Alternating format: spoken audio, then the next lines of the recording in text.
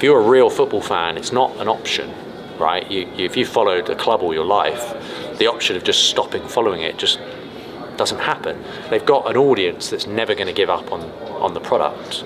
Football clubs are the best brands in the world because people actually love them, like generationally love them.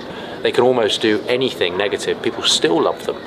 If I think about how far football has progressed in the last 6 months just because of COVID and how it's had to digitalise quite dramatically. If I look back to that episode we recorded about Premflix and what they were looking at with the rights, I think there's never been a more important time for that to be a thing. You know, there's going to be so many fans who are used to watching every single match of their own club, going to the match, going to the stadium, which isn't going to be possible. 6 months on from the Premflix vlog, with everyone stuck at home and then no way for people to watch the games, it feels like the prime time to launch something like that. I think as a fan of any Premier League club, you're going to know you're going to miss a fair chunk of your club's games next season unless you stream them online through an alternate platform.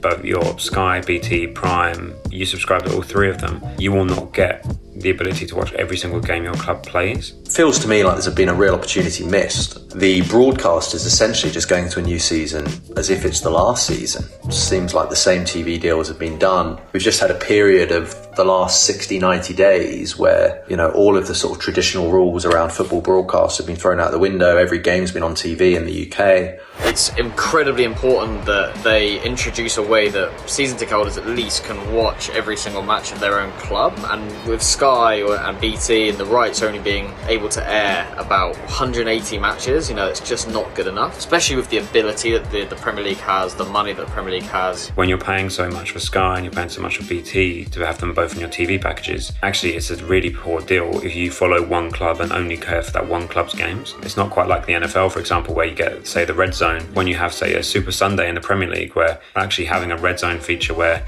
you can flick between the games and it will show you where the action's happening, it's a much better viewer experience. This is a missed opportunity and should have been the moment that the Premier League transitioned into a different type of broadcast system. I understand they've got long-term contracts and rights contracts, etc., etc. Feels like a big opportunity to split that broadcast up, like what we said 6 months ago, to go into maybe a pay-per-game model or something like that. There needs to be an improvement for people to continue paying the prices they are. And I think if they can get to this kind of model, I think they'll probably end up more money from it. More people would subscribe, more people would happily pay for the ability to watch their club. And with also what Amazon have shown over the Christmas period, what's possible when you do stream concurrently across these different matches and the production value that you can afford, and also with the general sentiment of the population. This is how people consume media right now. This is how people want to consume sport. It's how the likes of the NBA, the NFL work so well with their products. This is the time to innovate. There's never been a time more valuable for this to be a product, and it's a real shame that it hasn't come to fruition yet, but hopefully this will be the push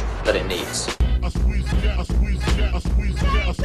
Yeah, I don't really know. I'm gonna just, you know, catch up on my mail. Just got slapped across the face with a banana. Bit red.